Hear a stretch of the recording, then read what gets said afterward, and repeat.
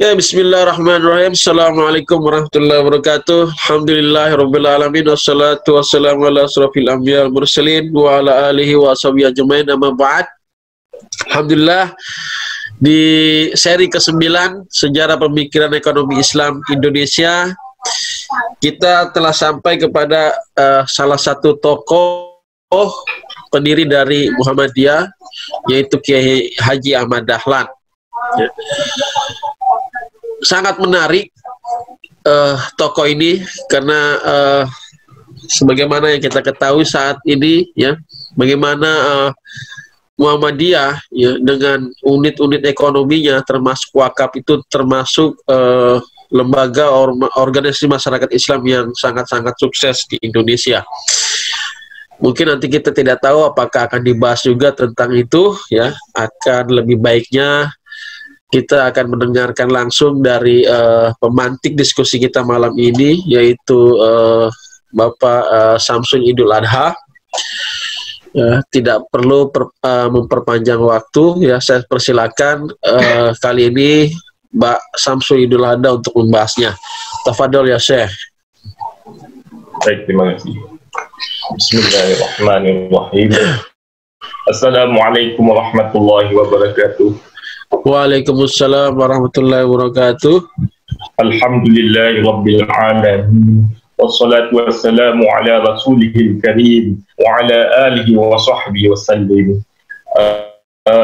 Merupakan suatu kesempatan yang sangat berbahagia diberikan waktu untuk hari ini untuk membahas kembali salah satu tokoh besar yang kontribusinya mungkin secara praksisme bisa dikatakan sebuah praksis raksasa yang tidak akan habis untuk diulas, untuk dikaji.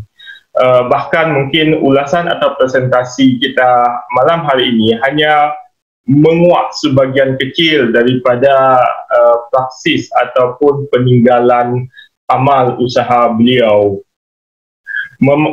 Berbicara tentang Kiai Haji Ahmad Dahlan sebagai seorang tokoh pembaharu, rasanya sulit untuk kita lepaskan dari amal usaha atau praksis yang beliau tinggalkan. Pada satu sisi kita harus melihat bahwasanya Kiai Haji Ahmad Dahlan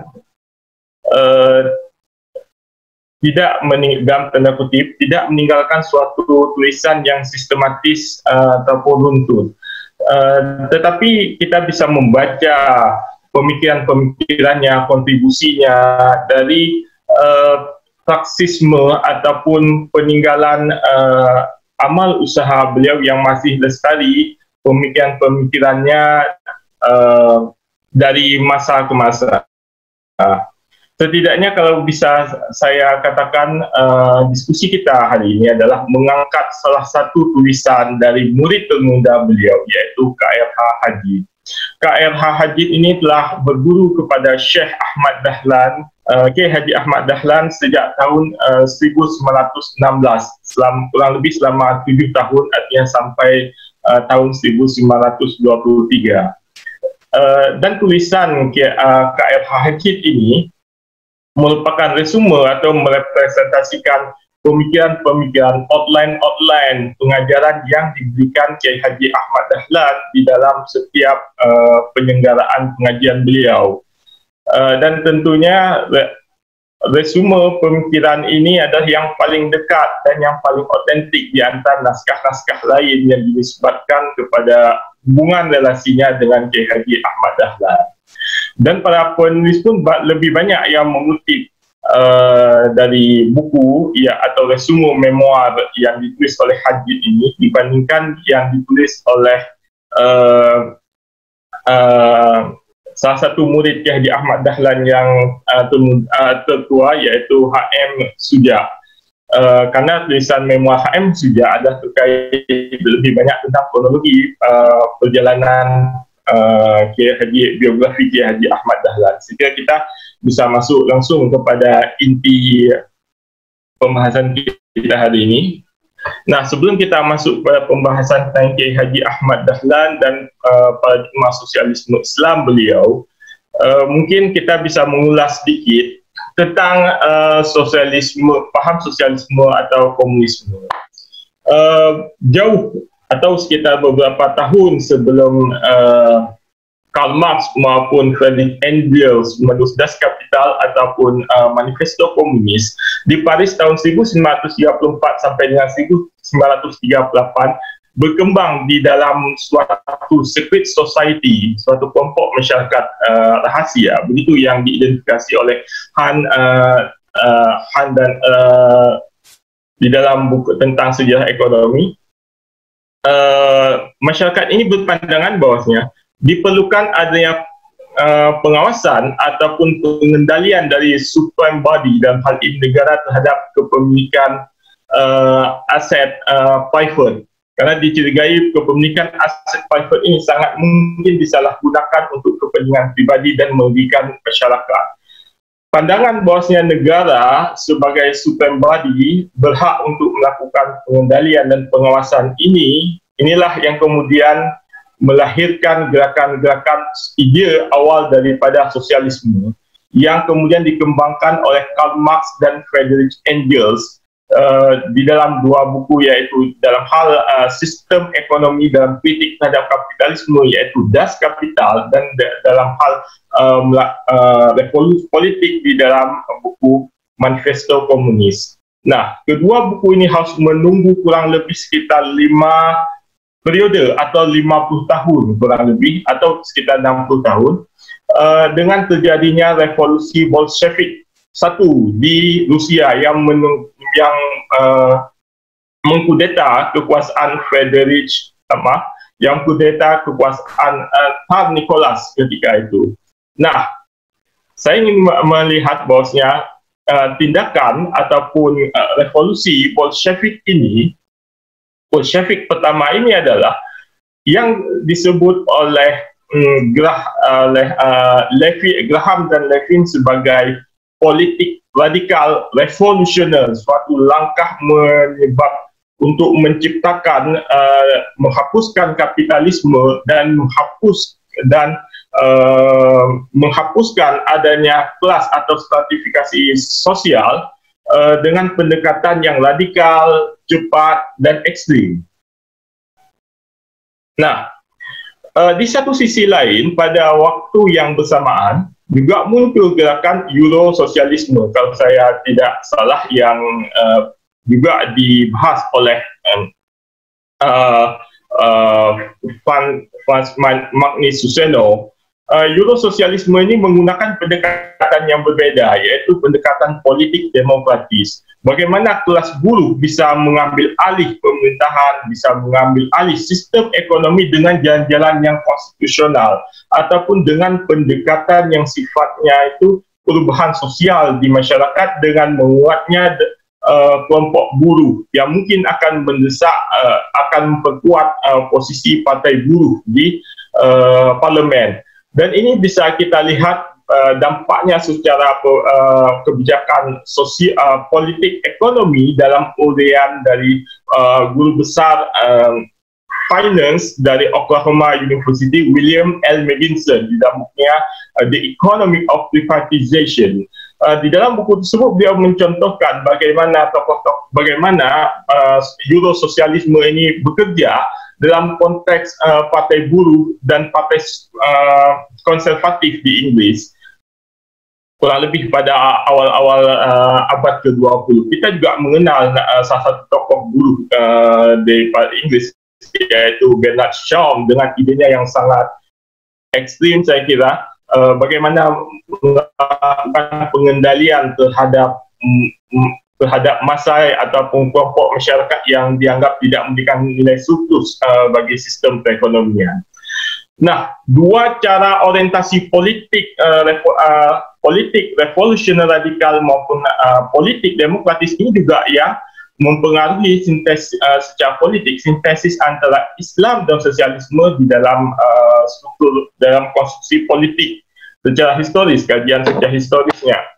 Nah, setidaknya ada di secara historis pemikiran Islam modern ada dua kelompok, yaitu kelompok sayap kiri, yaitu mereka yang berpihak pada perjuangan perjuangan kelas proletar sekular dan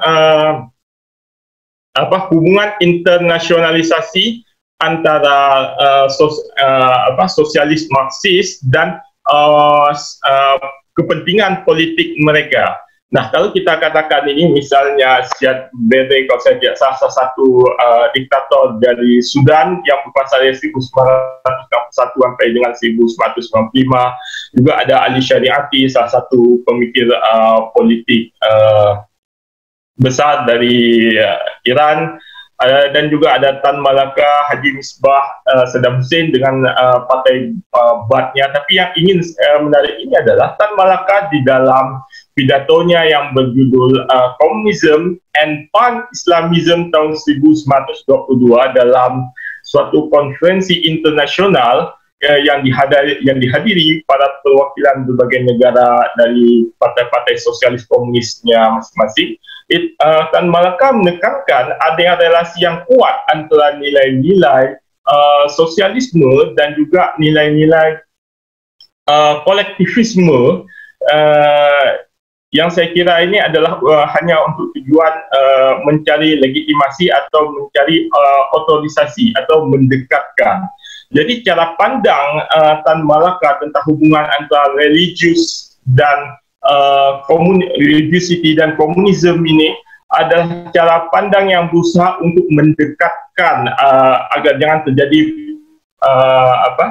suatu kontraksi. Karena kalau kita baca di dalam bukunya Karl Marx sendiri di dalam manifesto komunis, di dalam buku Das Kapital, di dalam buku The Question on Jewish, ada kecenderungan Karl Marx melihat kelompok otoritas keagamaan itu, kalau tidak pernah lihat ada piramida kapitalisme, ada salah satu unsur di situ. Tapi ini yang dicoba di-tackling, yang dicoba di-intercept bahwa hal itu tidak benar. Nilai-nilai religiusitas juga menurut pandangan Tan Malaka dan Haji Misbah mempunyai keselarasan atau setidaknya tidak bertentangan dengan pandangan politik keduanya, yaitu Tan Malaka dan Haji Misbah. Dan ini akan menarik untuk kita jelas pedalam berikutnya. Tetapi di sisi lain ada juga yang sayap kanan tetapi tidak memiliki orientasi dengan framework atau pemikiran Karl Marx maupun Friedrich Engels. Kelompok sayap kanan ini berusaha menggali nilai-nilai sosialisme yang berbasis pada sistem value system religius yang digali daripada nilai-nilai Islam. Yang secara historis misalnya kita lihat ada di dalam pandangan masyarakat. Kalau kita baca bukunya Syekh Dr. Jawad Ali, Mufassal Tarikh Arab Qabla Islam, selain masyarakat metropolitan yang sifatnya memang kapitalistik, dalam tanda kutip adalah masyarakat merkantil perdagangan seperti masyarakat pra-Islam misalnya di Mekah, seperti bagaimana klan Bani Hashim, Bani Abu Syam maupun Bani Umayyah menikmati surplus dari kegiatan perdagangan. Bagaimana kebijakan dari Qusay terkait biaya cukai ittifadah dan sebagainya. Tapi yang di satu sisi lain ada masyarakat yang sifatnya komunal, yang ada hubungan kabilah, masyarakat yang sifatnya nomaden, termasuk Bani Al-Ghifari yang nisbat kepada Abu Dhar, yang menjadi klan daripada sahabat Rasulullah, yaitu Abu Dhar. Nah, realitas bahawasanya kolektivisme ataupun sosialisme yang mengakar pada kerakyatan, yang mengakar kepada keguyuban, Genuscap, itu ada direpresentasi secara sosiohistoris bahkan pada periode pra-Islam. Bukan hanya satu representasi yaitu kapitalisme, misalnya kajian dari Kohler maupun dari Maxim Rodinson, juga ada yang belum dikaji secara benar, yaitu representasi tentang masyarakat yang kolektif, yang mengedepankan nilai-nilai kolektivisme, nilai-nilai preferensi sosial dan juga nilai altruism. Nah, inilah yang digali oleh kelompok sayap kanan ini berdasarkan kepada sumber-sumber religius. Nanti akan kita bahas sedikit tentang Abu Dzar Al-Ghifari ini. Nah, termasuk Sir Muhammad Iqbal bahkan ada di dalam kitab Jafat Namah ini, beliau ada yang menarik. Beliau menyatakan Karl Marx itu sahib daripada kitab Das Kapital. Dia masih keturunan Ibrahim. Dia adalah utusan tetapi tanpa wahyu. Itu yang disebut oleh Sir Muhammad Iqbal di dalam Jafat Namah. Tapi tentu di dalam banyak sumber-sumber lainnya dan tulisan-tulisan beliau lainnya juga mengkritik tentang Marxisme yang tidak digali daripada nilai-nilai religius. Yang sumbernya Marxisme ini adalah filsafat materialisme filosofi. Materialisme filosofi ini juga mengakar misalnya di dalam pemikiran salah satu aliran filsafat klasik India, aliran Lokayata. Nah, kita masuk kepada poin berikutnya. Di dalam konteks Asia Tenggara itu sendiri, sintesis antara Islam dan sosialisme tidak terlepas daripada peran Mushir Hussain Kitwai, kalau saya tidak salah, kelahiran India saat di bawah pendudukan Inggris. Dia menulis Islam and Socialism. Dialah yang berusaha menciptakan sintesis, membangun hubungan dialektika historis antara nilai-nilai sosialisme yang frameworknya diambil daripada Karl Marx, yang tujuannya misalnya menghapuskan kelas sosial, menghapuskan adanya sistem kepemilikan, semuanya dikembalikan kepada perencanaan sentralistik negara yang diwakili oleh Politburo. Tetapi pada realitasnya, nilai-nilai yang sifatnya kolektif, social preference, altruism, nilai-nilai musawah bainal muslimin, ini dicoba digali secara historis dari, seperti yang saya katakan tadi, dari sumber-sumber norma-norma Islam yang paling mendasar. Seperti yang saya katakan tadi, kedua realitas ini, jika baik pada periode Islam pun ada dua tatanan ini. Ada tatanan yang masyarakat kapitalisme, ada juga tatanan masyarakat Arab Islam yang sosialisme. Tapi beliau mengambil sisi ini. Nah, sintesis Islam dan sosialisme yang dibangun oleh Kitwai ini dalam buku Islam and Socialism menurut Fogg tahun 2019 dalam artikelnya, ini sangat mempengaruhi pemikiran dari H.O.S. Cokro Aminoto. Tetapi dalam konteks H.O.S. Cokro Aminoto, dia melakukan dalam tanda kutip menduplikasi. Saya tidak ingin mengatakan plagiasi. Kita tetap menghormati salah satu pejuang pemikir besar Muslim Indonesia, salah satu pejuang nasional, menduplikasi dari 11 bab, hanya bab terakhir yang bisa dikatakan relatif genuine dari alam pemikiran dari H.O.S. Cokro Aminoto. Dan ini sebenarnya menjadi beban bukan menjadi beban maksudnya. Ini akan jadi permasalahan dengan hubungannya dengan Kiai Haji Ahmad Dahlan. Dan ini akan saya luruskan. Kiai Haji Ahmad Dahlan dalam tanda kutip membangun sintesis sosialisme Islam atau konsep istilahiyatul Islamiyah itu, jika kita merujuk dari keterangan K.R. Hajid, murni daripada sumber-sumber yang sangat mendasar dalam Islam. Murni berasal dari masadirus syariah, murni berasal dari Al-Quran wa As-Sunnah. Tetapi bagaimana Syekh Kiai Haji Ahmad Dahlan ini sangat dipengaruhi oleh misalnya oleh Imam Al-Ghazali dengan konsep ekonomi yang mungkin beberapa hari lalu sempat dibahas oleh Kiai Ulil Absar Abdallah, Qadrul Hajjah. Bagaimana batasan daripada pemenuhan kebutuhan itu, orientasinya adalah hajjiyah, kelayakan, kebutuhan yang layak, kebutuhan untuk mempertahankan survival of life, survive, untuk hidup. kebutuhan yang sifatnya layak. Kalau yang kita katakan saat ini adalah had kifayah, haddul kifayah, UMR. Lebih dari UMR, maka dia harus didistribusikan di dalam sistem sosial untuk menciptakan untuk menciptakan keadilan atau distribusi yang merata. Kita berbicara tentang K. Haji Ahmad Dahlan, riwayat hidup beliau. Beliau dilahirkan Agustus 1868. Ada banyak pendapat, ada yang mengatakan 1865, ada yang menyatakan beliau dilahirkan pada ada yang menulis 1870 dan sebagainya. Tapi yang umum ada 1 Agustus 1868.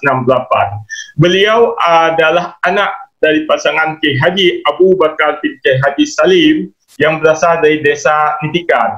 K. Haji Abu Bakar adalah Khatibul Amin daripada Masjid Kauman yang berada di bawah otoritas Keraton Kesultanan Yogyakarta Hadiningrat. Ditunjuk secara langsung sebagai Khatibul Amin. Dan dari sisi ibu, beliau K. Haji Ahmad Dahlan adalah anak dari Nyai Aminah Putri K. Haji Ibrahim dari Karangkajen, yang juga seorang penghulu ulama besar di Yogyakarta. K. Haji Ahmad Dahlan ini adalah anak keempat dari 7 bersaudara. Dan jika kita lihat daripada beliau, namanya ketika kecil adalah Muhammad Darwis. Nanti akan saya ceritakan sedikit bagaimana beliau mendapat nama Ahmad Dahlan. Kalau kita lihat Muhammad Darwis atau K. Haji Ahmad Dahlan, ini adalah masih dari keturunan Sunan Giri. Artinya beliau adalah masih bagian daripada Tlahgiri Keraton. Tlahgiri Keraton ini sejak Sunan Giri itu telah menulis kitab kuning pertama di Nusantara yang kodenya saat ini adalah Kelopak Ferrara. Kelopak Ferrara bagian 2 itu merefleksikan cara pandang aliran tasawuf Amali Al-Ghazali dalam pengertian adalah terjemahan langsung, terjemahan parsial dari kitab Bidayatul Mujtahid, dari kitab Bidayatul Hidayah yang dalam bahasa Jawa Kawi. Sangat mirip dengan yang digunakan di kitab Pararaton. Ini yang menunjuk ini adalah bagaimana kontribusi Islamisasi awal. Juga ada Tlahgiri Keraton juga menghasilkan berjilid-jilid, kalau saya tidak salah 12 jilid daripada Serat Centeni. Nanti kita akan bahas sedikit tentang hal ini. Baik, selanjutnya. Nah, pendidikan K. Haji Ahmad Dahlan ini, beliau belajar kepada banyak ulama. Beliau belajar kepada K. Haji Mahfuz Termas, Said Babu As-Sijil, Syekh Ahmad Khatib Al-Minangkabawi, ketika beliau menunaikan ibadah haji pada tahun 1903. Mungkin kita agak lompat sedikit jauh.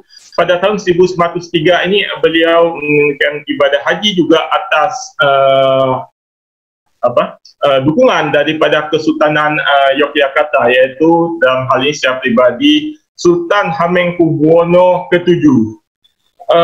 Pada saat di Mekah inilah Syekh Ahmad Dahlan berkenalan dengan ide-ide pembaharuan yang saat itu terkenal berasal dari Muhammad Abduh, Syekh Jamaluddin Al-Afghani, Syekh Muhammad Rashid Ridha, di dalam di antaranya yang dibaca itu di dalam majalah Al-Manab.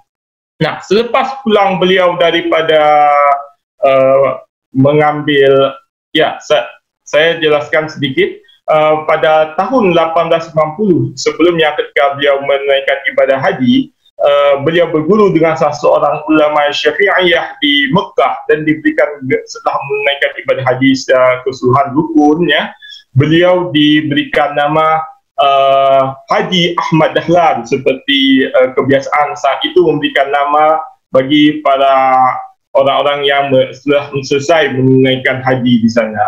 Jadi dari situ beliau pertama sekali menyandang gelar Haji Ahmad Dahlan, dan di dalam publisitasnya disepakati jika ada ringkasan akronim HAD atau had seperti yang ditemukan pada salah satu artikel dalam Suara Muhammadiyah yang diterbitkan 1915 adalah tulisan asli, satu-satunya tulisan asli daripada K. Haji Ahmad Dahlan. Perjuangan K. Haji Ahmad Dahlan seringkali bersinggungan dengan realitas masyarakat saat itu dengan serba-serbinya, seperti ketika beliau meluruskan arah kiblat dari Masjid Kauman dan beberapa masjid lainnya saat itu belum secara akurat menghadap Baitullah. Nah, beliau menggunakan pendekatan astronomi yang saat itu dianggap suatu pendekatan yang moden dan kurang disukai oleh beberapa kalangan. Tapi beliau tetap menjelaskan dengan baik bahawa ini bagian dari perubahan moden dan sebagainya. Nah, K. Haji Ahmad Dahlan juga terlibat di dalam sebagai tenaga pengajar di Osfia atau Sekolah Pamong Pelajar dan di Quake School, Sekolah Guru di Jetis, Yogyakarta. Tidak jarang K. Haji Ahmad Dahlan dengan beliau bisa melobi untuk kemaslahatan umat, bagaimana menyatukan antara pendidikan agama dan pendidikan kurikulum pendidikan umum saat itu, dan saya kira ini adalah salah satu langkah Islamisasi pertama di dalam ranah Asia Tenggara. Jadi bagaimana di sekolah-sekolah umum pun pelajaran agama bisa diajarkan, dan tidak dasar-dasar Islamologi, sehingga hal-hal yang sifatnya ilmi al-hal bisa dimengerti juga di sekolah-sekolah umum. Nah, menurut Supriyanto AR, K. Haji Ahmad Dahlan ini sudah dijelaskan sebelumnya juga berperan bagaimana beliau diminta oleh Kesultanan Yogyakarta saat itu untuk mengatasi berbagai masalah yang ditimbulkan oleh kalangan kolonial di Yogyakarta yang terkait dengan hubungan relasi dengan masyarakat umum. Nah, K. Haji Ahmad Dahlan juga menjadi hubungan baik dengan anggota Budi Utomo, dengan tokoh-tokoh Budi Utomo, dan seringkali di dalam rapat-rapat Budi Utomo, K. Haji Ahmad Dahlan memberikan pandangan-pandangan religiusnya, dan hubungan yang sifatnya mutualisme ini sangat menguntungkan di kedua belah pihak. Dan bagaimana tokoh-tokoh Budi Utomo awallah yang mendorong bagaimana ide-ide K. Haji Ahmad Dahlan bisa terwujud dan dengan mendirikan perkumpulan Muhammadiyah 1912, dan bagaimana juga memberikan bantuan tenaga pengajar dan juga tenaga doktor-doktor untuk kegiatan-kegiatan sayap organisasi PKU. Syekh Ahmad Dahlan juga beliau dekat dengan orang GSI dan Sentai Serikat Islam, dan juga bergabung 1910 dengan Jamiatul Khair. Nah, kalau saya tidak salah, 18 November 1912, K. Haji Ahmad Dahlan mendirikan perkumpulan Muhammadiyah yang memiliki misi dakwah dan amal perjuangan yang tujuannya untuk perbaikan masyarakat. Nah, misi Muhammadiyah ini secara praksis diterjemahkan kepada 3 pilar kerangka kerja besar, iaitu pilar kerangka kerja schooling, pendidikan, pelayanan kesihatan, healing, dan pelayanan kebutuhan ekonomi masyarakat ataupun feeding. Nah, kemudian Muhammadiyah juga mendirikan Quick School Madrasah Ibtidaiyah Diniyah Islamiyah yang juga dibantu oleh banyak tenaga pengajar dari Budi Utomo. K. Haji Ahmad Dahlan pada tahun 1914 juga meningkatkan status daripada pengajian Sopo Tresno menjadi cabang sayap organisasi Aisyah yang kita kenal saat ini, dan ada kontribusi besar dari isteri beliau, Siti Walidah, atau yang kita kenal dengan Nyai Dahlan. Pada 20 Desember 1912, Muhammadiyah mendapat legitimasi badan hukum, diakui sebagai legitimasi badan hukumnya oleh pemerintah Hindia Belanda saat itu, tetapi hanya terbatas di Yogyakarta baru pada tahun 1921 Muhammadiyah diperkenankan untuk mendirikan cabang melakukan pengembangan ke seluruh Indonesia. Dan Kiai Haji Ahmad Dahlan tutup usia pada usia 55 tahun pada tanggal 23 Februari 1923 karena sakit, dan beliau belum sempat saat itu meresmikan salah satu amal jariah beliau, iaitu mendirikan rumah sakit Muhammadiyah pertama di Yogyakarta. Baik, selanjutnya.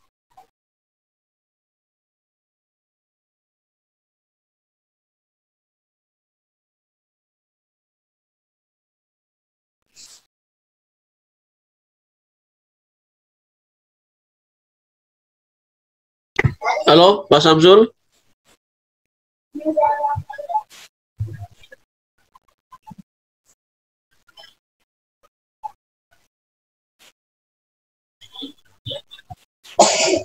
Pak Samsul. Wah, nampaknya keluar.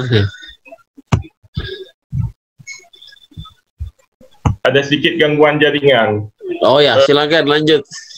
Baik, kita berbicara juga, ini sedikit saya jelaskan tentang kondisi sosio-ekonomi masyarakat Jawa dari 1830 sampai 1900, karena ini sangat terkait dengan pemikiran Kiai Haji Ahmad Dahlan. Sejak periode Amangkurat I, konflik internal Mataram sampai dengan Pakubuwono II, Belanda tidak pernah melepaskan dialog ataupun negosiasi-negosiasi untuk memperoleh kesempatan ataupun dukungan dari penguasa lokal dengan mensupport atau mendukung setiap pihak yang berkonflik. Kolonial Belanda saat itu, VOC, juga yang terlibat di dalam perjanjian Giyanti tahun 1755 yang menyebabkan terpecahnya Kesultanan Mataram menjadi Kesunanan Surakarta di bawah Pakubuwono III, kalau saya tidak salah, dan Kesultanan Yogyakarta Hadiningrat di bawah kekuasaan Hamengkubuwono I. Dan itu pun pada tahun 1957 dalam perjanjian Salatiga, Belanda menginisiasi pendirian Keraton Mangkunegara di bawah Mangkunegara pertama. Nah, di sisi lain ternyata Raffles juga berperan ketika sekitar pada abad 19 untuk mendirikan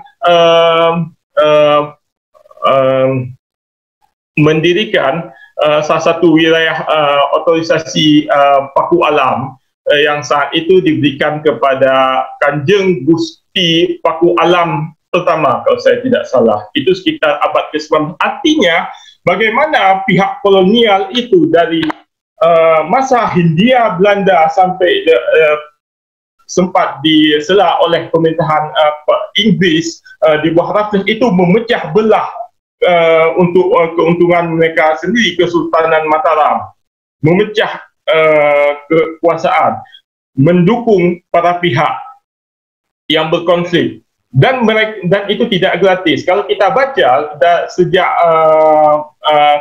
pemerintahan Kartasura, bahkan ketika mulai pemerintahan Mangkurat kedua, Belanda sudah mendapat banyak negosiasi keuntungan di perkebunan dan sebagainya. Dan ini diperparah ketika VOC dibubarkan tetapi digantikan oleh pemerintahan kolonial di bawah Gubernur Jenderal.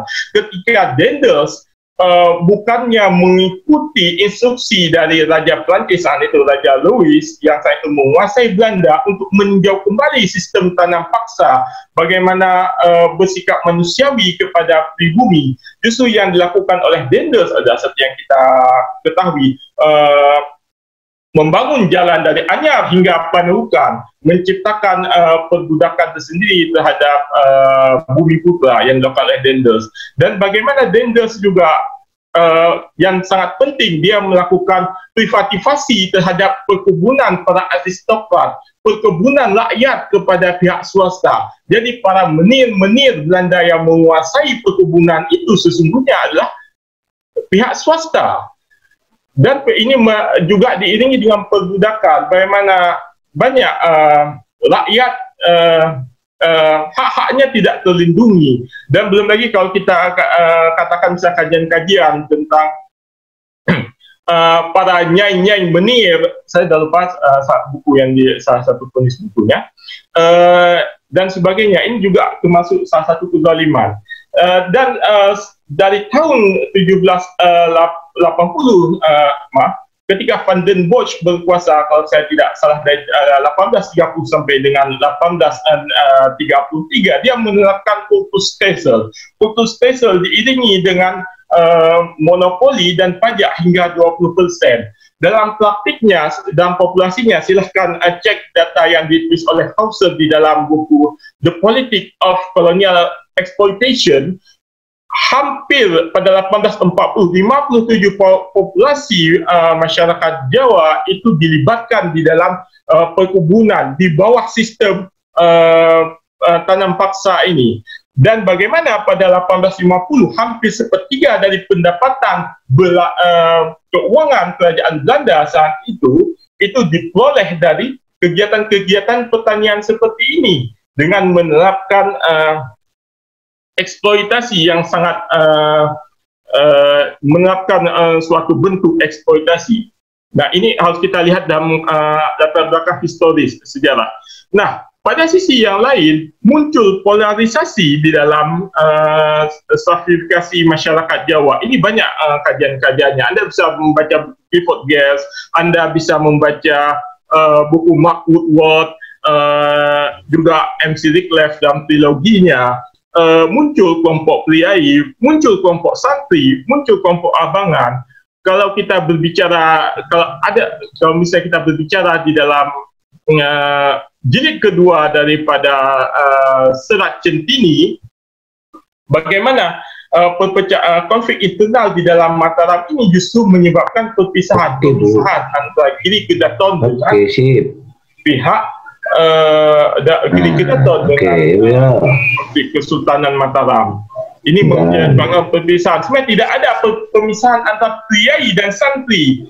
Giri Kedaton yang didirikan oleh Sunan Giri pertama adalah bagian pada Islam, dan teokrasi itu adalah satu. Nah, kalau ini sebenarnya untuk mempercepat kita masuk kepada kajian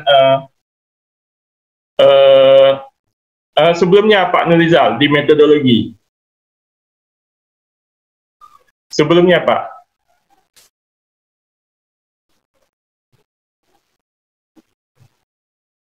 Ya. Metodologi pemikiran Ki Haji Ahmad Dahlan dengan realitas sosioekonomi yang saat itu sangat berat seperti saat itu.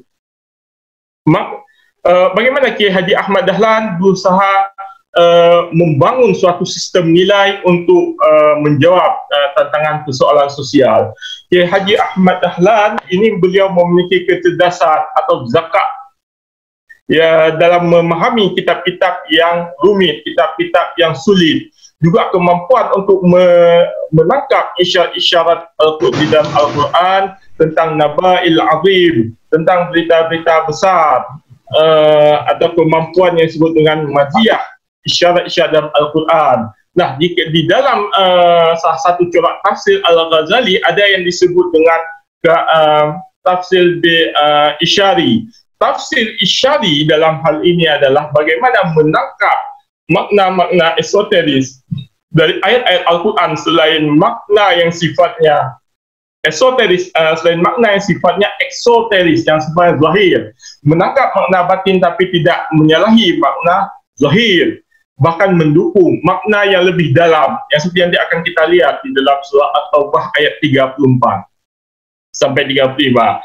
Nah, Ki Haji Ahmad Dahlan ini juga menurut penelitian Ali Aulia Imran yang pertama sekali menetapkan fondasi daripada tafsir amali, yaitu tafsir yang tidak mengizinkan terjadinya jeda antara teks dan realitas. Jadi bagaimana makna yang dikehendaki, isyarat-isyarat yang ada di dalam ayat Al-Quran itu harus dipraktikkan, harus ditunjukkan, harus diamalkan sesegera. Tidak mengizinkan terjadinya adanya deviasi, tidak mengizinkan untuk mencegah terjadinya ada distorsi pemahaman dan sebagainya. Dan ini bisa dibaca di dalam langkah-langkah yang telah disebut ini. Bagaimana mengaktualisasikan ayat Al-Quran ini juga yang menjadi pendekatan daripada Syekh Muhammad Abduh dan Rashid Ridha di dalam kitab Tafsir Al-Manar, yang coraknya adalah Al-Adabi wal-Ijtima'i, iaitu mengunggulkan keindahan sastra dan juga mengunggulkan memahami realitas sosial masyarakat. Nah, Syekh Haji Ahmad Dahlan di dalam pemikirannya ini banyak dipengaruhi oleh karya-karya Ibn Taymiyah di dalam bidang akidah, Al-Ghazali seperti yang kita katakan dalam bidang tasawuf termasuk Bidayatul Hidayah, dan juga pengaruh daripada Muhammad Abduh di dalam metodologi pembaharuan. Nah, kita letakkan bagaimana signifikansi pemikiran daripada Syekh Ahmad Dahlan. Pemikiran sintesis sosialisme Islam Syekh Ahmad Dahlan ini bisa dibaca sosialisme dalam suatu kerangka yang antecedent. Saat itu belum ada yang namanya Karl Marx, belum ada Friedrich Engels, tetapi sudah ada yang disebut dengan political economy. Muhammad Aslam Hanif misalnya menyatakan bahwa kajian political economy itu didasarkan pada reason, didasarkan untuk memahami reason daripada perilaku ekonomi dari sang pelaku. Ada suatu nilai yang menggerakkan, ada suatu nilai yang menjadi rule of the game dari pelaku ekonomi untuk tidak menyimpang daripada pasar. Dan ada nilai-nilai etika moral yang tidak menyimpang, yang digali daripada nilai-nilai humanisme saat itu. Misalnya, Francis Hutchinson 1694-1746 dalam System of Moral Philosophy, beliau menyatakan tindakan moral terbaik adalah bagaimana perilaku ekonomi itu bisa menimbulkan kebahagiaan yang maksimum bagi banyak orang. Artinya terpenuhi namanya interdependency utility. Bagaimana seseorang bisa terpenuhi kebutuhannya, tetapi juga orang lain juga harus terpenuhi kebutuhannya. Adam Smith juga menyatakan bahwasanya di dalam buku tahun 1853, The Theory of Moral Sentiment. Di dalam buku ini beliau menyatakan tentang simpati, yaitu kemampuan untuk berbagi perasaan pada orang lain. Bagaimana menilai tindakan yang dilakukan oleh pelaku ekonomi terhadap orang lain, dan dasar daripada moralitas ini adalah dasar daripada sebuah society yang masyarakatnya saling menyakiti, yang di situ tidak ada keharmonisan, yang tidak terjadi keselarasan, tidak ada semangat guyup, itu justru akan mencederai masyarakat itu. Bagaimana kita bisa membangun institusi pasar, membangun hubungan interaksi ekonomi tanpa adanya rasa tepor seliro di antara anggota masyarakat. Nah, begitu juga Stewart dalam An Inquiry into the Principle of Political Economy. Negara tidak hanya berperan untuk menyediakan pelayanan privat kepada masyarakat ataupun individu, tapi juga membatasi bagaimana cara pribadi mencari keuntungan. Apakah itu legal, apakah itu diperkenankan merugikan orang lain atau tidak, yang kita kenal di dalam hukum hukum perdata di banyak negara. Dan bagaimana mendidik perilaku masyarakat untuk tidak hanya mementingkan dirinya sendiri, tapi juga mementingkan kepentingan sosial. Adam Smith sendiri mengakui bahwasanya tidak selalu kepentingan self-interest itu yang harus diperhatikan.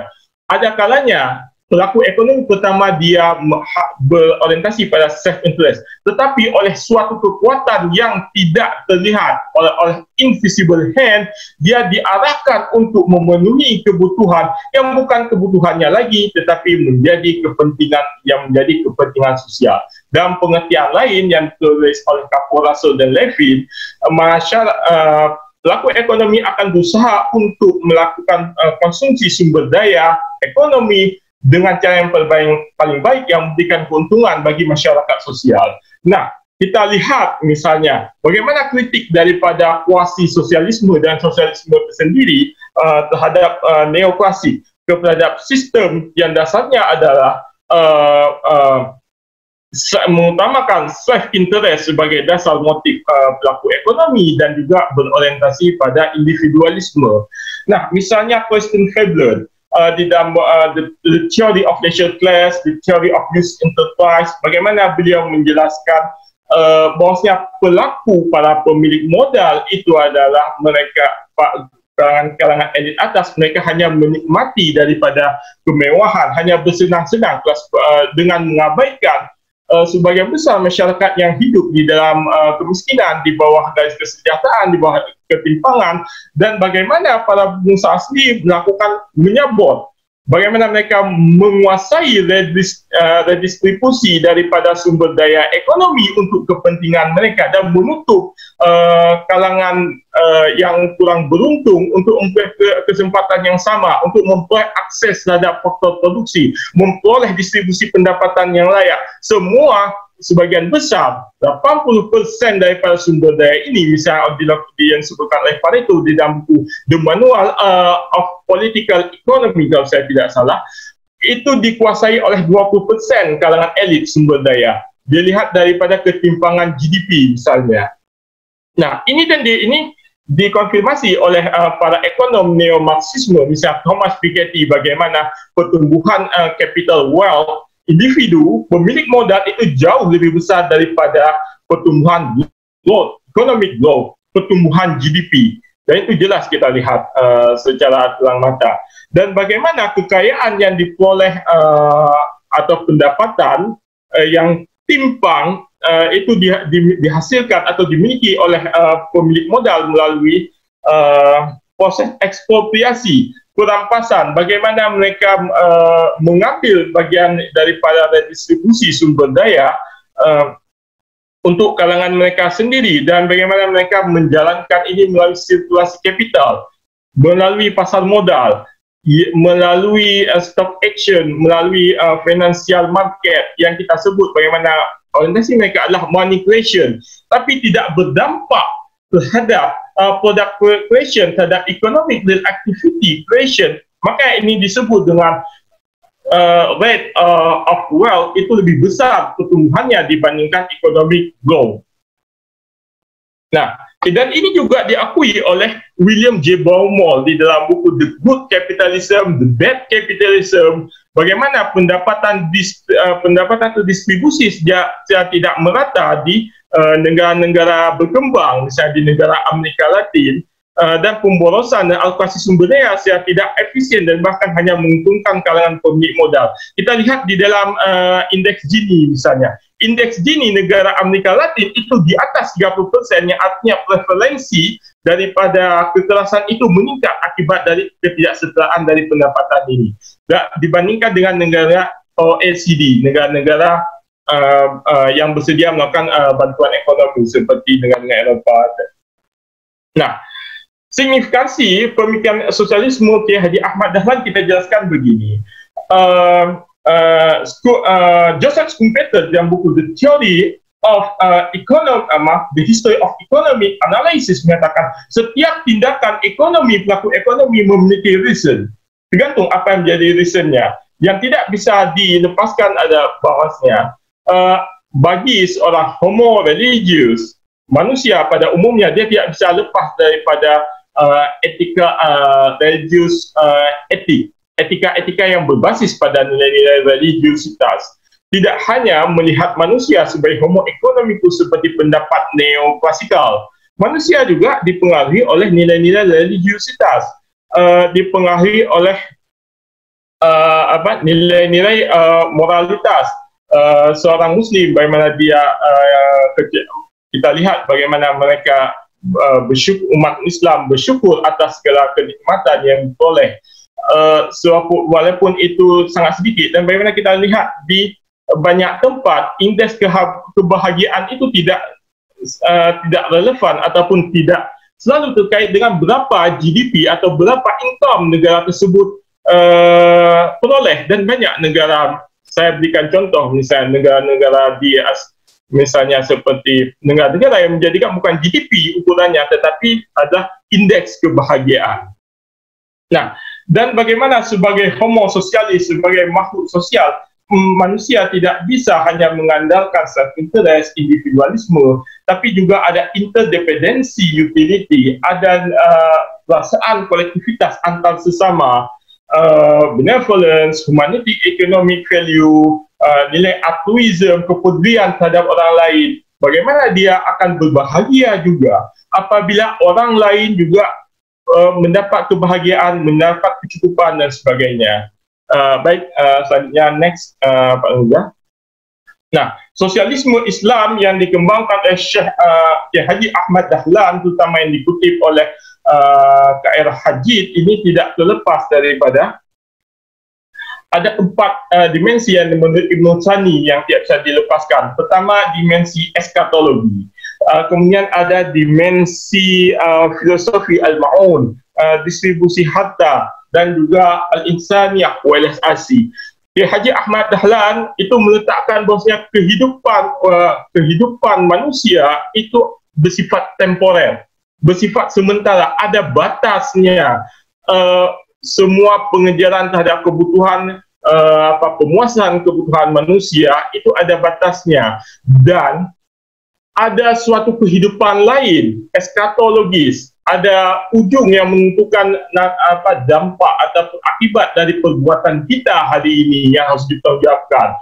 Maka menghabiskan hidup hanya untuk tujuan mencari materi pada akhirnya akan menjadi timeless, akan menjadi meaningless, karena pada hakikatnya itu adalah kesementaraan. Ada sesuatu yang hakiki di akhirat sana, di kehidupan nanti yang tidak bisa diabaikan.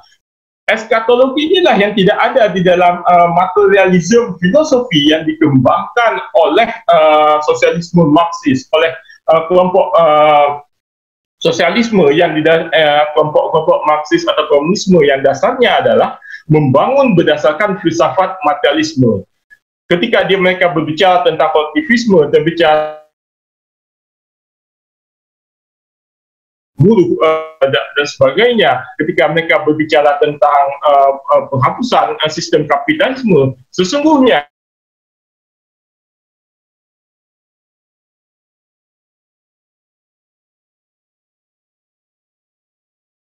aspeknya materialisme filosofi ini bisa kita lihat daripada kajian Francois Bacon, bagaimana hal-hal yang sifatnya materialistik.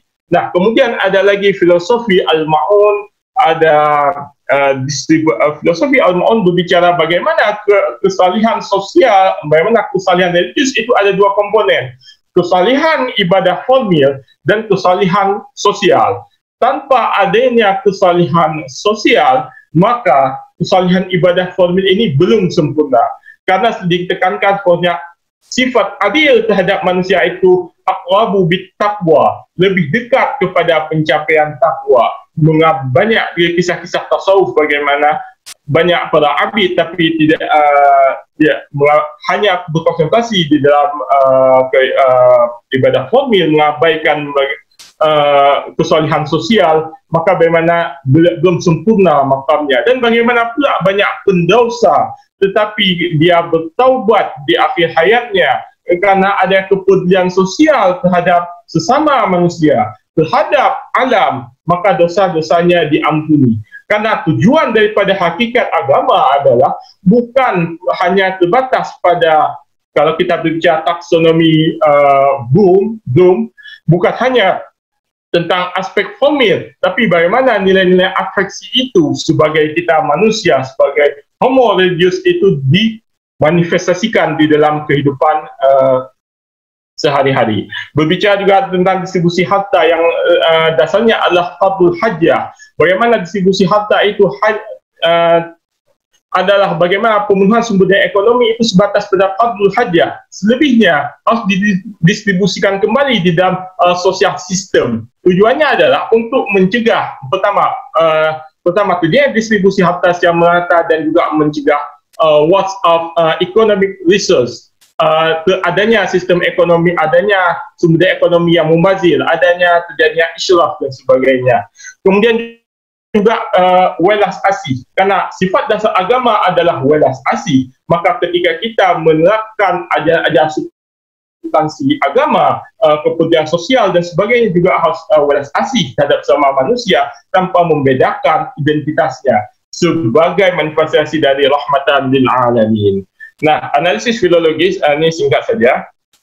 Seperti yang saya telah sebutkan sebelumnya, buku ini pelajaran Kiai Haji Ahmad Dahlan, 7 falsafah dan 17 kelompok ayat Al-Quran, ini merupakan resume daripada pelajaran yang diterima oleh KM Hajid selama 7 tahun dari 1916 sampai dengan 1923. Memuat filosofi bagi 2 bagian, iaitu 7 falsafah Kiai Haji Ahmad Dahlan dan 17 kelompok ayat Al-Quran yang diinterpretasikan oleh Kiai Haji Ahmad Dahlan dengan pendekatan tafsir amali, tafsir insyari amali, memahami isyarat ataupun makna-makna esoteris di dalam Al-Quran yang sesuai dengan maksa eksoterisnya dan lebih mendekati dengan pesan-pesan ilahi, lebih mendekati dengan nilai-nilai al-inayah wal ikhtira', tujuan harmonisasi, tujuan daripada ilahi, tujuan bagaimana aspek hubungan manusia dan alam itu terjalin. Nah, mungkin ini bisa langsung ke bagian selanjutnya.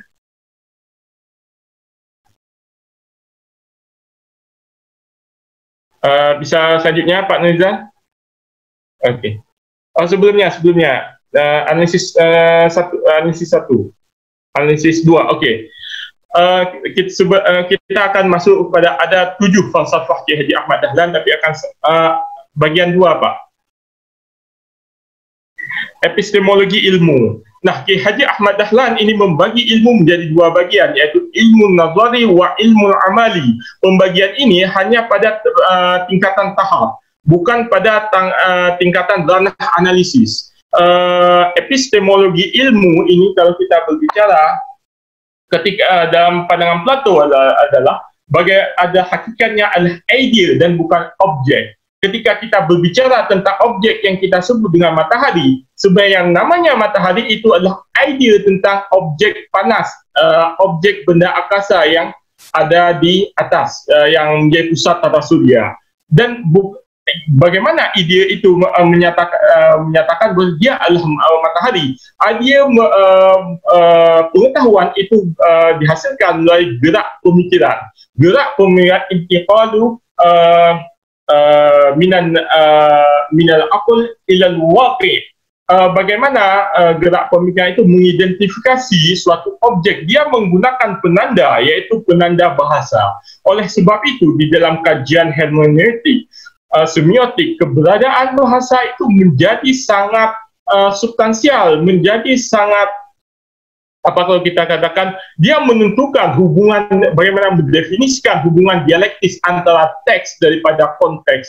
Di dalam bahasa Jacques Derrida, pandangan strukturalism, perubahan di dalam bahasa juga akan, di dalam keyword struktur bahasa dan psikolinguistik juga akan merubah bagaimana hubungan antara pemahaman teks dan konteks. Dan ini menarik untuk didiskusikan. Tapi kita akan bahas ini di lain waktu. Terkait dengan Kiai Haji Ahmad Dahlan, sebenarnya 7 filsafat beliau ini adalah hasil tafakkur beliau. Beliau kalau ini kita andaikan seperti kajian Nasir Hamid Abu Zaid tentang nas ataupun pemikiran Asy-Syafi'i, ekletisme kalau saya tidak salah itu, bagaimana nas Asy-Syafi'i misalnya di satu sisi dia menjadi penanda, bisa menjadi signifier yang disebut dengan marhala yang disebut dengan tingkat penanda. Dia menandai bagaimana realitas kondisi sosial, dinamik realitas konstruksi sosial dan sebagainya. Tapi di sisi lain, di tahap kedua, dia juga berfungsi sebagai sistem nilai. Nah, begitu juga dengan K. Haji Ahmad Dahlan. 7 filsafat beliau ini, kalau kita lihat dari kerangka hubungan teks dan konteks dan di situ, maka hubungan tersebut menjelaskan bagaimana Syekh Ahmad Dahlan ketika beliau mengkritik tentang misalnya utility, idiosyncratism, beliau mengkritik tentang body rationality, beliau mengkritik tentang self-interest, itu terjadi di dalam masyarakat. Tetapi di sisi lain, beliau juga merumuskan dari hasil tafakkur beliau, dari worldview beliau, menyikapi bahawa ada realitas yang salah dalam masyarakat ini dalam bentuk satu sistem nilai yang disebut dengan Unwatul Wuthqa. Naskah Unwatul Wuthqa inilah yang menjadi ini beliau pedoman. Nah, berbeda dengan sistem filsafat ilmu pasca modern yang membedakan antara ilmu pengetahuan positivism dan normativism. Pengetahuan positivism dan normativism ini pertama dia membedakan dari ranah tingkatan analisis, pengetahuan yang sifatnya positivistik hanya mendeskripsikan realitas empiris, tapi untuk verifikasi nilai dan sebagainya itu ada pada ranah normativism. Di dalam Islam tidak. Di dalam pengetahuan Islam, tahapan ilmi nazari, ilmi amali itu adalah satu. Dan ini akan kita lihat ketika konsep teologi K. Haji Ahmad Dahlan. Dan juga di dalam tahapan nilai. Pemisahan ini mengakibatkan ketika kita misalnya melakukan kajian-kajian terhadap realitas empiris dari pelaku ekonomi, banyak yang menyalahi asumsi. Misalnya dia menyalahi asumsi rasional economic man, dan ini banyak misalnya di dalam kajian teori keuangan. Banyak bagaimana terjadinya bias individu, maka muncul kajian kemudian behavioral finance, behavioral economic, muncul institutional economic, baik new institutional economic maupun baik old institutional economic maupun new institutional economic, karena ada bias daripada rational economic man ini tadi. Nah, kemudian kritik terhadap konsep nilai utilitas subjektif dan idiosyncratism.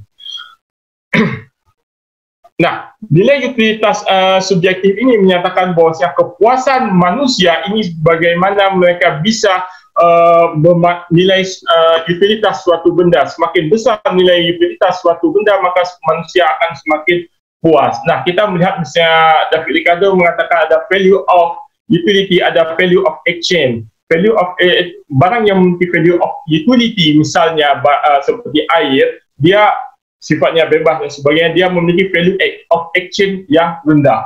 Tapi ketika kita lihat misalnya ketika konsep Irene van Stevelen di dalam buku ekonomi, bagaimana sarana pemuas kebutuhan dan kelangkaan itu berubah. Ketika kita misalnya berada dalam padang pasir, nilai value of utility daripada air itu jauh lebih berharga daripada value of exchange permata, daripada perhiasan. Sehingga nilai value of utility air ini dengan sendirinya lebih berharga, dan orang ketika kondisi itu akan berusaha sedemikian mungkin untuk pemuasannya. Persoalan lainnya adalah jika utility menjadi orientasi kooptasi daripada tujuan manusia, maka kita harus ingat ada the diminishing law of marginal utility. Artinya pada suatu titik kepuasan tertentu, penambahan daripada konsumsi benda ekonomi justru akan menurunkan nilai marginal utility. Ini artinya utility di dalam hidup manusia bukanlah tujuan utama. Dia adalah sesuatu yang akan menjadi meaningless. Dia akan jadi timeless kalau itu yang dijadikan sebagai tujuan yang utama. Nah, kemudian ada idiosyncratism. Idiosyncratism bagaimana seseorang melihat kepuasannya itu berdasarkan kepemilikan sumber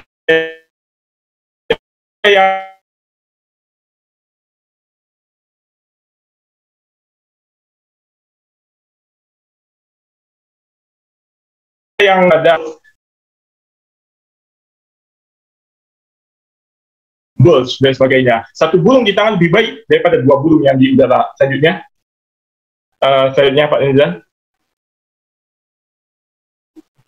Nah, ini terlihat misalnya di dalam teori konsumsi Irving Fisher. Irving Fisher, dia memiliki teori intertemporary budget constraint. Inilah yang mengakibatkan mengapa konsumsi juga ada yang menggunakan sistem kredit, ada yang dia berhutang.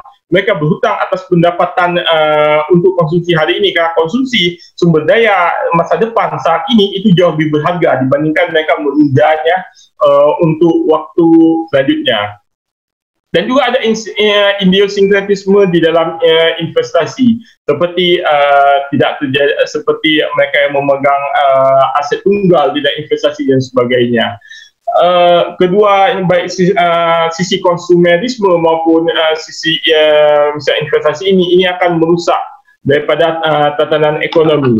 Oleh karena itu, K. Haji Ahmad Dahlan memperingatkan kita menjadikan tujuan nilai utilitas subjektif ini sebagai tujuan utama akan menyebabkan masalah psikologis. Seseorang akan menjadi di bahaya besar di masa depan, ketika di akhirat nanti, jika semua dihabiskan untuk hal tersebut, dan menyebabkan psikologi kronis, depresi dan narsisisme adalah perilaku Machiavellianisme. Bagaimana seorang yang mengidap perilaku Machiavellianisme ini akan mengabaikan seluruh hubungan sosial dan sebagainya, dan tanpa peduli benar atau salah dia akan melakukan apapun untuk mencapai tujuannya, tidak mau bertanggungjawab atas tindakannya dan sebagainya.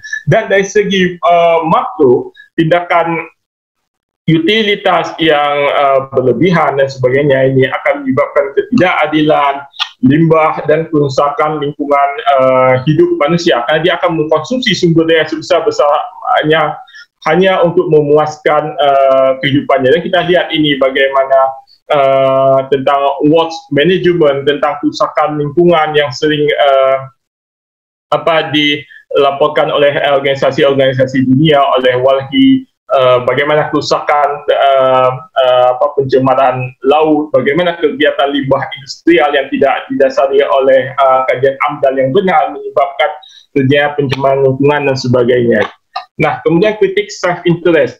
Individu kalau dia hanya mendasarkan tindakan ekonominya atas dasar kepentingan pribadi dan mengabaikan kepentingan sosial, akan menyebabkan timbulnya konflik sosial. Karena seperti yang disebutkan oleh Robbins 1932, sumber daya ekonomi untuk memuas kebutuhan itu adalah langka. Ada scarcity di situ. Sedangkan kebutuhan manusia itu tidak terbatas. Seperti yang dijelaskan oleh E.F. Shoemaker di dalam buku Small But Beautiful. Nah, ketika ketika masyarakat semua berkonflik, maka akan untuk perebutan sumber daya, maka akan terjadi konflik sosial. Ini terjadi misalnya seperti yang saya contohkan tadi pada negara-negara dengan Gini yang di atas 0,30% di negara-negara Amerika Selatan. Bagaimana preferensi sosialnya itu tinggi karena distribusi kekayaan, pendapatan, faktor ekonomi itu rendah, dan orang akan cenderung untuk melakukan kekerasan untuk survive of life. Selanjutnya.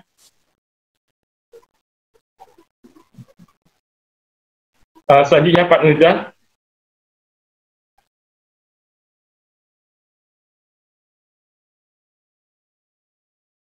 Selanjutnya. Oke. Analisis 4.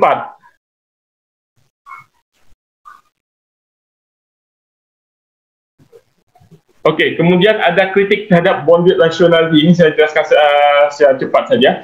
Bonded rationality ketika manusia tidak mendapatkan mengalami asimetrik informasi, dia akan mengikuti kecenderungan yang umum yang disebut dengan pada tahapan institutional arrangement dibandingkan mereka mengikuti institutional environment. Artinya mereka akan mengikuti apa kecenderungan yang umum dibandingkan berfikir secara rasional, karena ada keterbatasannya, ada asimetrik informasi, keterbatasan kognitif, dan segala pilihan menjadi full equilibrium. Maka manusia mengikuti kecenderungan umum, dan inilah yang dikritik oleh K. Haji Ahmad Dahlan agar jangan ikut-ikut perilaku masyarakat yang sudah menyimpang atau yang disebut dengan taklid dan sebagainya, tanpa didasari oleh data dan informasi yang cukup. Kemudian juga homo religius, seperti yang saya sebutkan tadi, manusia sebagai homo religius, dia tidak bisa terlepas daripada nilai-nilai etika religius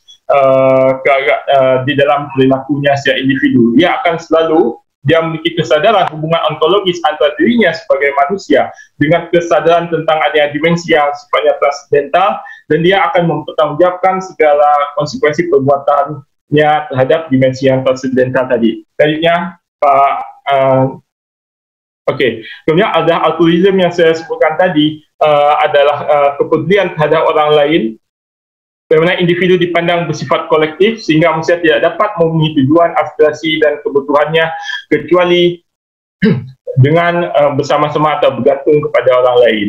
Kemudian ada, ini kita hanya bahas 4 saja dari ayat Al-Quran ini. Kemudian ada tazkiyatun nafs, bagaimana manusia tidak boleh jatuh pada penghambaan terhadap harta dan menjadikan nilai ekonomi sebagai orientasi utama di dalam hidup. Karena orientasi yang seperti ini menurut Haji Ahmad Dahlan akan menjadikan manusia mengabaikan nilai baik dan buruk, terutama seperti Machiavellianism yang kita sebut tadi. Tadinya Pak Nizam. Nah, kemudian tazkiyah fihu al-mal, kecintaan pada harta harus ditinggalkan. Caranya adalah dengan mengorbankan harta untuk tujuan agama, untuk tujuan sosial. Setiap kebutuhan yang melebihi daripada setiap kepemilikan harta yang memiliki nilai kebutuhan, maka dia harus didistribusikan melalui sosial mekanisme. Kemudian ada filosofi al-ma'un seperti yang kita jelaskan tadi, iaitu kepedulian terhadap kalangan yang lemah sebagai bagian dari kesalihan individu atau kesalihan religiusitas. Orang yang mengabaikan tentang tanggungjawab sosial dan hanya mementingkan tanggungjawab individu, maka dia sebenarnya telah mendustakan atau mengingkari daripada tujuan maqasid, tujuan substansi di dalam agama, bagaimana menciptakan kesejahteraan bersama. Selanjutnya. Nah, ini yang terpenting yang kita ingin garis bawahi di sini. Jumhur ulama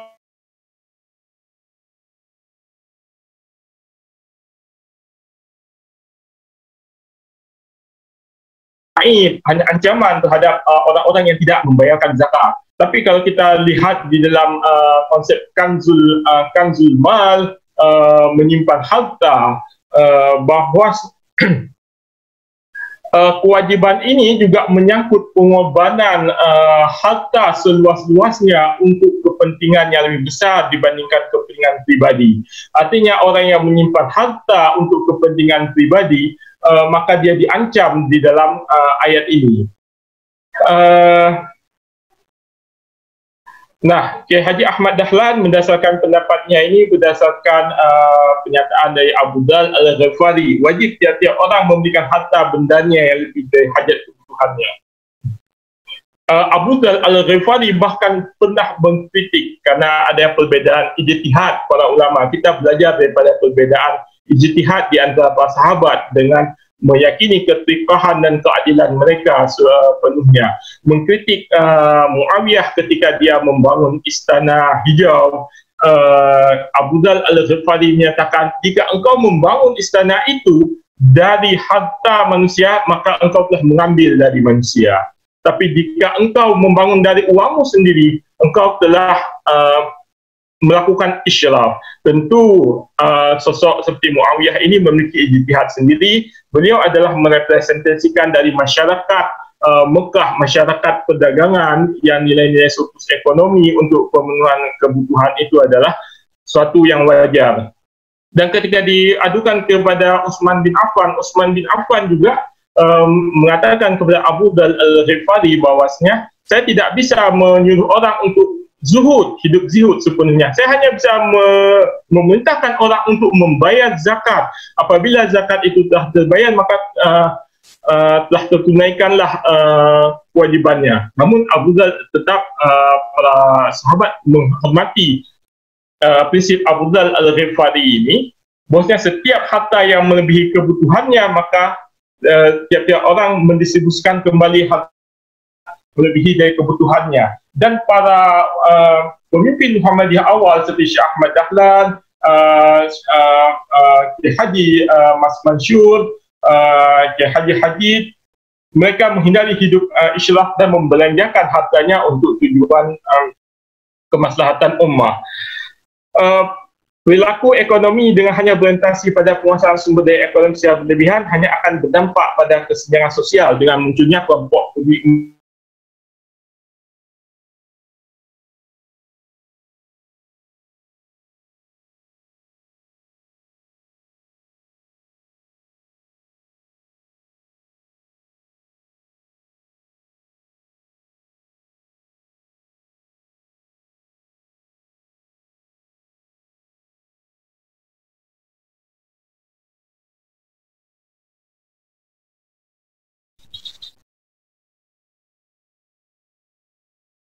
Halo Pak Samsul.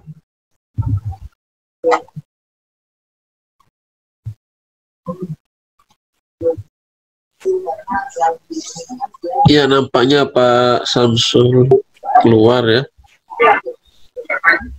Koneksinya gangguan itu. Iya, gangguan. Malah stabil yang lagi di perjalanan ini. Bus, Masya Allah.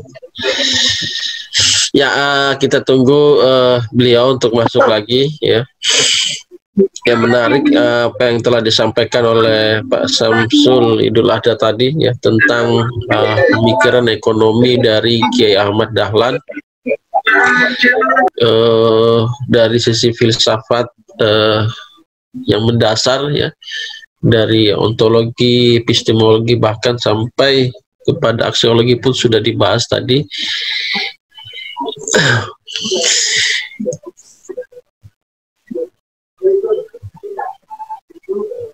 Samsul sudah masuk?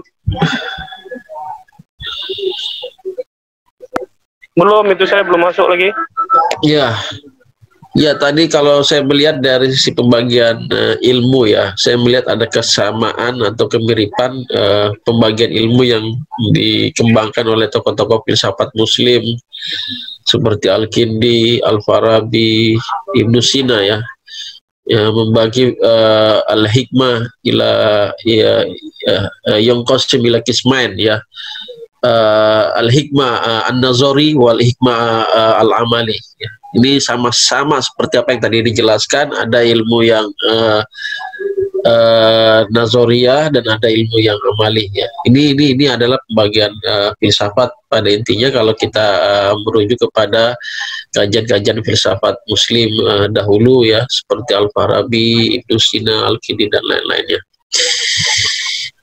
Ya mungkin karena beliau membaca Al-Ghazali ya, jadi mungkin ini juga ada di dalam buku Imam Al-Ghazali di dalam Tahmud Falasifah tentang Al-Hikmah Al-Amali wan Nazari. Pak Samsul Idul Adha sudah masuk? Ya, mungkin ada ini, ada yang mau kasih saran atau komen tentang ini, walaupun ini ya kita mengisi ya waktu yang ini kosong sambil menunggu beliau, mungkin ada masukan. Baik, sudah Pak. Oh sudah ada, ya silakan Pak Samsul. Mohon maaf, tadi drop sinyal tadi Banda Aceh. Ya, lanjut. Baik. Saya akan percepat. Kiai Haji Ahmad Dahlan juga menggariskan tentang filosofi tafsir tentang surah Al-Asr. Surah Al-Asr ini ada dijelaskan kuncinya adalah bagaimana melakukan kegiatan-kegiatan pembangunan yang bertujuan untuk pembangunan peradaban, untuk melampaui perkembangan zaman, karena yang satu yang pasti yaitu perubahan. Tidak ada siklus kehidupan manusia selalu pasti mengalami perubahan. Oleh sebab itu, maka ada kaidah yang menyatakan bahwasanya an-nasu mutanahiyah wal waqa'u ghairu mutanahiyah. Bahwasanya perubahan itu adalah pasti.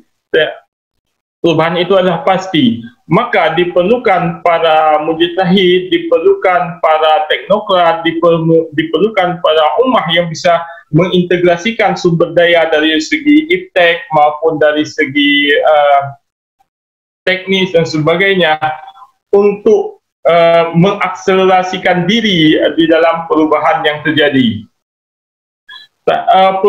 Perubahan bagaimana membangun amal salih. Tanpa ada amal salih, tanpa ada amal salih, iaitu pembangunan yang sifatnya artifisial, yang sifatnya progresif, yang bermanfaat, yang mencegah terjadinya kemudaratan, yang seperti kita lihat bagaimana teknologi hari ini, perkembangan di dalam biomedik, perkembangan yang juga banyak kontribusinya dilakukan oleh organisasi Muhammadiyah dengan kampus-kampusnya, baik itu di bidang sains, di bidang sosial, yang semua inilah pembangunan peradaban untuk mencegah kehancuran akibat ketertinggalan dari peradaban, iaitu al-khusr, iaitu kerugian. Seseorang akan senantiasa mengalami kerugian apabila tanpa adanya keimanan yang didorong oleh adanya amal salih, manifestasi daripada pembangunan dan sebagainya.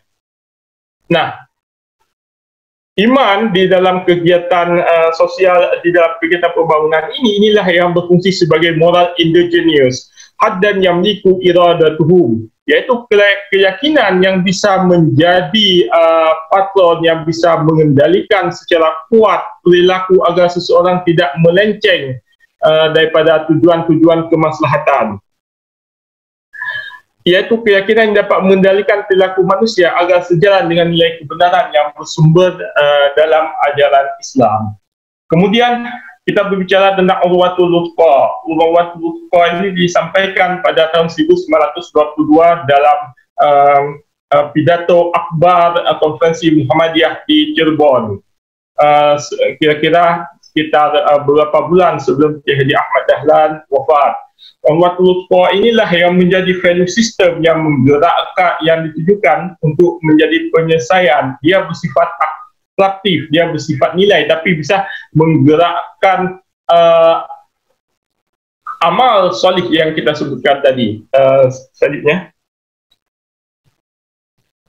prinsip-prinsip Urwatul Wuthqa ini, pertama, harus ada persatuan umat atau wahdatul insaniyah.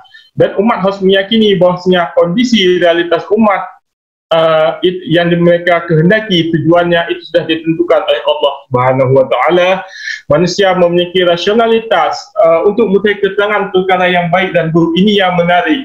Kalau kita bandingkan dengan penjelasan Qadhi Abdul Jabbar di dalam kitab Syarah Usulul Khamsah, bait yang pertama, apa kewajiban yang pertama sekali bagi seorang hamba? Kewajiban pertama sekali bagi seorang hamba adalah an-nazar, sebagai makhluk yang berfikir, sebagai hayawan natiqah, sebagai makhluk yang dibekali akal, yang di dalam perspektif Qadhi Abdul Jabbar Al-Hamdani, akal manusia bisa mengetahui perkara baik dan perkara buruk yang sifatnya itu relatif. Nah, artinya kewajiban pertama seseorang pelaku sebagai aktor peradaban yang menyadari bahawasanya dirinya adalah bagian dari manifestasi pembangunan amal soleh itu adalah berfikir untuk mengetahui mana perkara yang baik dan mana perkara yang buruk. Mana perkara yang baik dan dia sesuai dengan syariat, mana perkara yang buruk maka dia tidak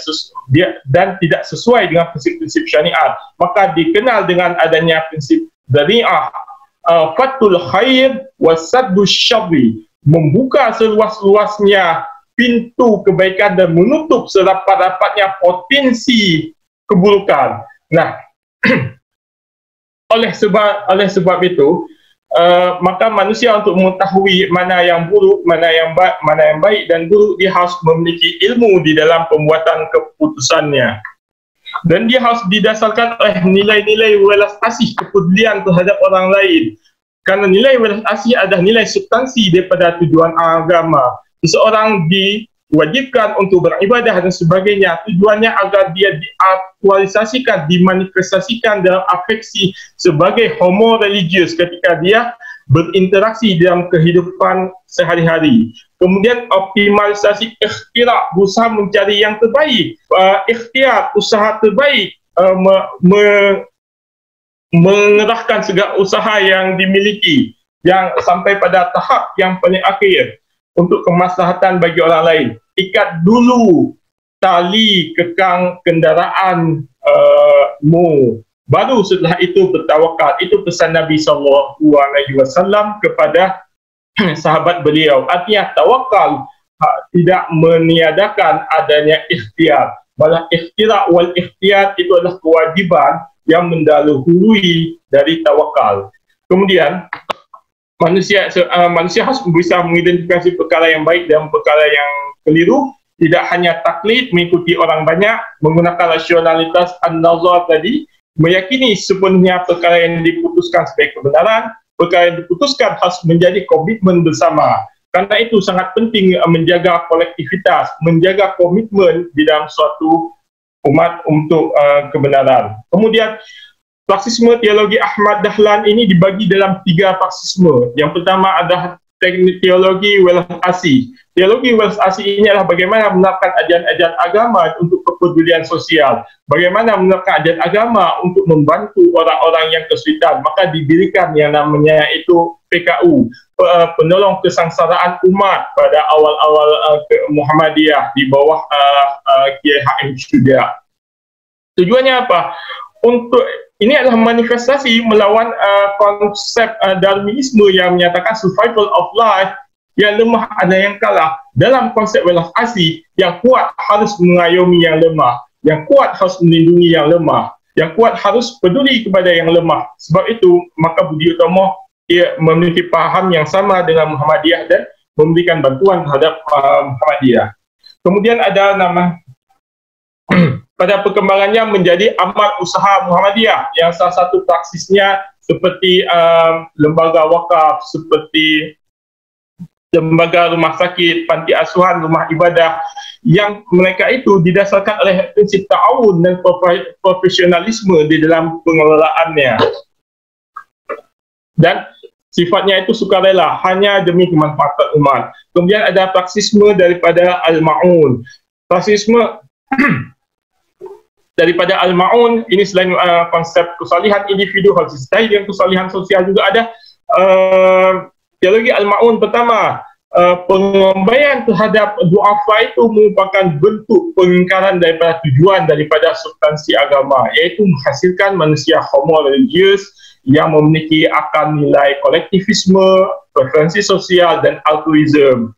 Ibadah sosial seperti solat dan ibadah solat, iaitu ibadah maghdah, ibadah yang dimensinya langsung, itu harus disertai dengan dimensi ibadah sosial, karena itu adalah bagian dari kesempurnaan atau penunaian terhadap tujuan-tujuan agama. Dia ada amal salih berorientasi pada nilai spiritual, bukan tujuan material, menjadikan pribadi sebagai orientasi nilai dengan mengabaikan orang lain yang membutuhkan pertolongan, merupakan pengingkaran terhadap agama. Dan menurut Najib Ahmad Burhanuddin, dasar praksisme ini yang diwujudkan dalam schooling, pelayanan kesihatan, pelayanan pendidikan, healing dan sebagainya menjadi dasar dari Muhammadiyah. Kemudian ada lagi teologi Al-Asar, iaitu teologi pembaharuan, iaitu bagaimana dengan amal salih itu mengikuti perkembangan zaman, melakukan islahul ummah, melakukan perbaikan kondisi umat sebenarnya dilakukan oleh Kiai Haji Ahmad Dahlan dan para pengganti beliau setelahnya. Bagaimana mengikuti perkembangan realitas zaman, tetapi dengan tetap memperhatikan dimensi petunjuk makrifah atau petunjuk agama. Kemudian kalau kita berbicara perbezaan antara teologi Al-Ma'un dengan teologi Al-Asar, Al-Ma'un mengajarkan kesalihan sosial sebagai bagian indikator, artinya dia bagaimana memberikan kesempatan ataupun kepedulian terhadap orang-orang yang kurang beruntung. Tetapi di dalam analisisnya seperti yang disorot oleh Friedrich Nietzsche di dalam buku The Genealogy of Moral, terjadi ada yang namanya ekletisme ideal, di mana seseorang ini menjadikan alasan moral kondisinya itu sebagai pembenaran. Bukan seperti itu yang sebenarnya diinginkan oleh Al-Ma'un. Al-Ma'un ini berjalan bersama dengan teologi Al-Asar, teologi pembaharuan. Artinya, dengan mempertahankan nilai-nilai moralitas kebenaran, tetapi juga harus juga disertai dengan ahliyah, kemampuan dan sebagainya. Oleh sebab itu syariat dan ungkapan menyebutkan mukmin yang kuat lebih disukai dibandingkan mukmin yang lemah. Nah, kemudian juga di dalam perbaikan sistem. Perbaikan sistem ada kalanya dia berorientasi kepada Al-Ma'un, maka harus digantikan sistem secara keseluruhan, dia harus digantikan dibangun sistem alternatif untuk pemecahan masalah sosial. Ada kalanya jika mungkin masih bisa diperbaiki di bagian tertentu daripada dimensi kognitif, maka dilakukan pemecahan masalah terhadap secara parsial. Okey, selanjutnya. Okey, ini kita masuk pada isu yang terakhir, kemudian bank dan suku bunga. Okay, Haji Ahmad Dahlan pada tahun 1914 di dalam Batavia News Blog, semoga benar ucapannya, pada tanggal 25 April 1914 pidatonya pernah dikutip oleh harian ini, bos. Beliau tidak membenarkan liquidity preference, kompensasi atas bunga deposito, iaitu keuntungan yang diperoleh daripada deposito. Tapi beliau berbicara untuk pertama sekali, tonggak pertama jauh sebelum Naim Siddiqui tentang unsur dasar daripada Islamic banking.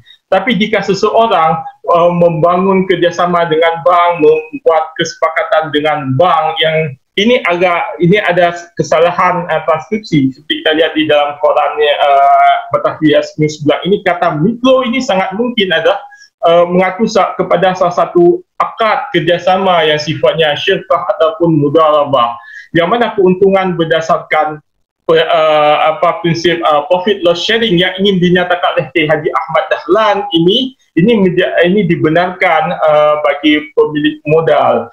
Dan bagaimana seseorang yang menempatkan modalnya di bank dan modal itu misalnya disalurkan untuk kegiatan-kegiatan ekonomi real atau digunakan untuk kegiatan usaha real, maka itu menjadi dasar kebolehan atau legalitas seseorang menikmati keuntungan.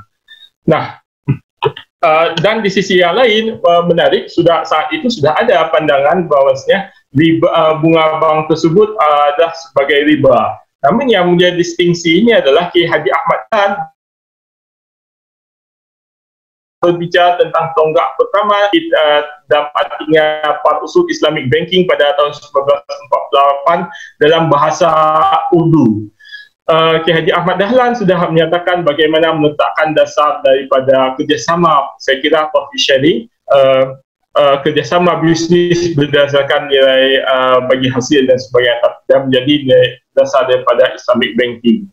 Nah, selanjutnya.